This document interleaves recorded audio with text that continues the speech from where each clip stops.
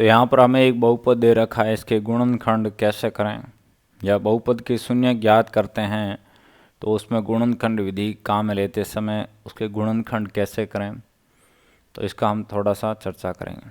सर्वप्रथम आपको जब भी गणित में हल करना है तो सर्वप्रथम जो दिया है उसको लिखेंगे। क्या दिया है आपको? एक बहुपद दिया है 3x² माइनस x माइनस का 4। अब देखिए हमें इसके गुणनखंड करने हैं, तो गुणनखंड करने के लिए हम एक तरीका काम में लेते हैं। एक बार समझना, उसके बाद आपके लिए आसान हो जाएगा। x² का गुणांक कोफिशिएंट कितना है? 3, और अचर पद कितना है? माइनस का 4। ठीक है, इनका गुणा करेंगे कितना आएगा आपके पास? माइनस का 12। ठीक है, 12 के गुण टुकड़े करेंगे तो क्या आएंगे? टुकड़े करने का मतलब इसको गुणनखंड कर दिए। गुणनखंड करने का मतलब क्या है? इसको अभाज्य संख्या के गुणा के रूप में लिख दिया, तो आपके पास ऐसा कुछ आएगा। अब इन गुणनखंड को ऐसे व्यवस्थित करना है कि इनको जब हम जोड़ें, गुणा करें तो वापस क्या आना चाहिए? माइनस का 12 आना चाहिए। लेकिन इन टुकड़ों को जोड़ें तो आपको क्या मिलना चाहिए? यहाँ x के साथ क्या दिखाई दे रहा है? कोई भी संख्या दिखाई नहीं दे रहा, मतलब आपका कितना है? 1 है, यानी वो भी किसका? -1। ये आपको मिलना चाहिए। ओके, समझ गए? तो ऐसे इसको समझना है। तो बिल्कुल सिंपल है। फाइनल संख्या माइनस की आ रही है, इसका मतलब जो यहाँ टुकड़े करेंगे उसमें बड़ी संख्या वो माइनस का लेना पड़ेगा। देखिए बड़ी संख्या माइनस की होती है, छोटी संख्या प्लस की होती है। जब उनको जोड़ते हैं तो फाइनल संख्या हमें माइनस की मिलती है, यानी जो चिन्ह है, फाइनल चिन्ह है जो, वो हमें बड़ी संख्या का मिलता है। 2 गुणा 2 4, ये माइनस है, और ये आपका,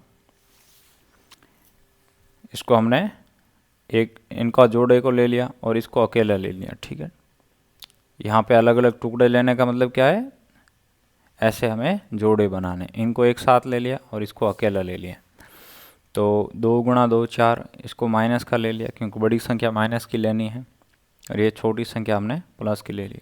जोड़ा तो -1 आ रहा है, और इनका वापस गुणा करें तो -12 आ रहा है। ठीक है, मतलब ये आपका जोड़ा यहाँ पे सही है। तो हमने यहाँ जो 1 है, -1 है, इसकी जगह क्या लिख देना है? माइनस का 4 और प्लस का 3। x है तो यहाँ भी x, यहाँ भी x। उसके बाद अगले स्टेप में इनका जोड़ा और इनका जोड़ा। अब इन दोनों में से बाहर कॉमन क्या दिखाई दे रहा है? कोई ऐसी संख्या है जिसका यहाँ भी भाग कर सकें, यहाँ भी भाग कर सकें? तो मुझे x यहाँ भी दिखाई दे रहा है, x यहाँ भी, तो यानी x का भाग x² में x 3 है, तो ये लो 3। x से x कैंसिल हो गया, कितना आ गया? 4। इन दोनों में कोई कॉमन दिखाई दे रहा नहीं, मतलब a को कॉमन लेंगे। चिन्ह यह भी 3x प्लस का, यह भी 3x प्लस का, माइनस का 4, यानी चिन्ह बदलने नहीं है, जैसे हैं वैसे ही चिन्ह लेने हैं। तो हमें प्लस का 1 बाहर लिया है, यदि चिन्ह बदलने होते हैं तो माइनस का बाहर लेते हैं। ठीक है, तो ऐसे चीज़ों को रिलेट करके समझिए। यहाँ भी 3x - 4 है, यहाँ भी 3x - 4 है, तो हमने इसको फिर ले लिया।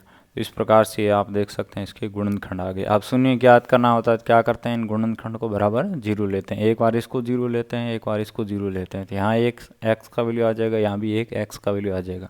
ठीक है, तो इस प्रकार से आपके इसके शून्य भी हमें मिल जाते हैं।